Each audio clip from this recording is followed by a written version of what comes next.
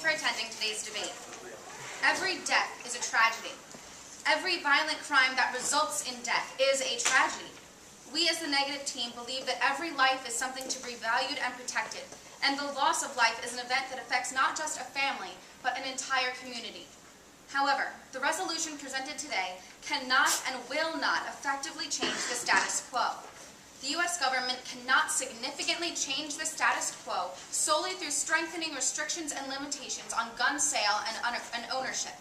This is why Alexa and I negate the resolution, resolve that the U.S. federal government should significantly increase restrictions on gun sale and gun ownership in urban areas. The argument and plan offered by the affirmative is completely impractical due to their limitation of the resolution to urban areas, the reality of perpetrators of violent crime, and their unawareness to the scope of the issue. The affirmative outlined a plan with the goal of increasing restrictions on gun sale and gun ownership in urban areas only. Their reasoning for this is the high gun rates found in these urban areas, which our opponents would like you to believe directly correlate with violent crime. While this assumption may seem logical, it is completely off base. A report conducted by the U.S. Congress entitled Firearm Regulations in Various Foreign Countries found no direct correlation between 27 countries' gun control laws and gun-related crime rates.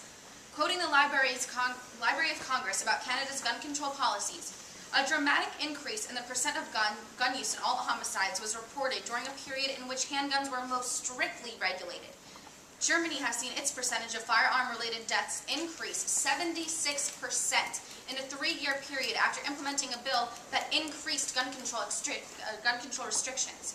Most notably, Switzerland, which does not employ any gun restrictions, actually equips its citizens with automatic rifles and has one of the lowest firearm-related crime rates in the world. Instead of accepting the affirmative's assumption as grounds for a plan, it is important to judge the proposed plan against the evidence I have presented.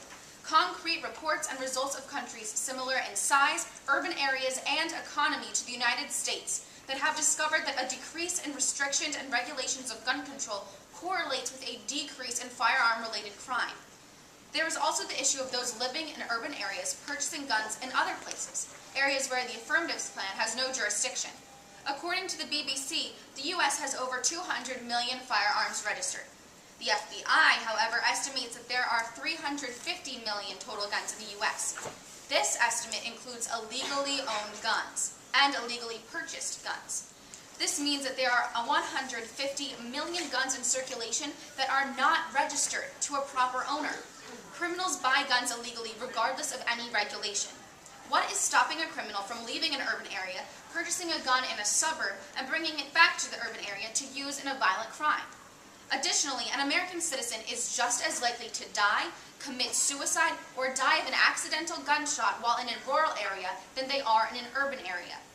Actually, according to CBS News and a research article published in the journal Pediatrics, gun suicides and fatal firearm accidents are more common among rural youth.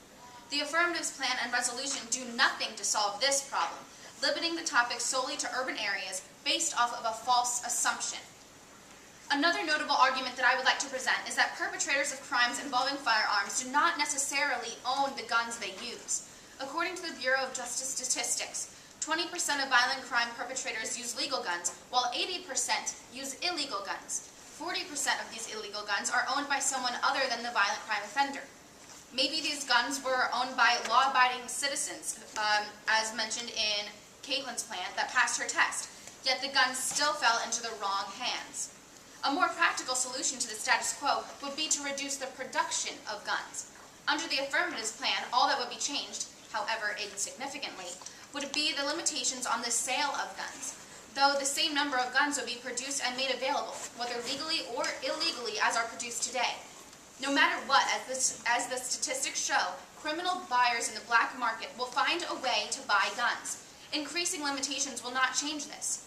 The affirmative did not even mention the possibility of the online sale of guns. Buyers can purchase on the internet using anyone's credit card and have it delivered to any location. Is a computer in an urban area under the jurisdiction of an urban area defined as them? Or you could go into the suburb or a public library and use their computer and have it delivered to any location. Where does that fall under the affirmative's plan? In her constructive, Alexa outlined what the affirmative needed to do in order to win today's She mentioned that Caitlin and Ian must prove that their plan will have an important and absolutely crucial effect and change for the future of the urban areas. The statistics I presented earlier about foreign nations who witnessed an increase in firearm violence when the government increased gun control regulations demonstrates that the affirmative plan will have no positive influence in the future. By presenting a plan which supports the resolution, Caitlin and Ian are ensuring a future increase in firearm violence because their plan is not grounded in substantial evidence. Alexa and I recognize the tragedy of the victims of firearm violence. No child, teenager, or adult should be forced to cope with the loss of a loved one, whether purposeful or accidental. The use of guns is destructive, as is evident in today's society. However, if we really want to change the status quo, and if we want to significantly alter the tragedies of gun violence, this resolution is not the answer. It is inherently flawed and will not produce results, only dire consequences. The negative team has presented clearly defined and supported arguments to you, our educated audience, today. It is your responsibility to weigh both sides, analyze our words, and form a decision. Because of the evidence presented by both Alexa and myself, it is impossible to concede that the affirmatives plan is practical or desirable. Their intentions are pure, but the execution of their plan will produce much more harm than help. Thank you, and please vote negative.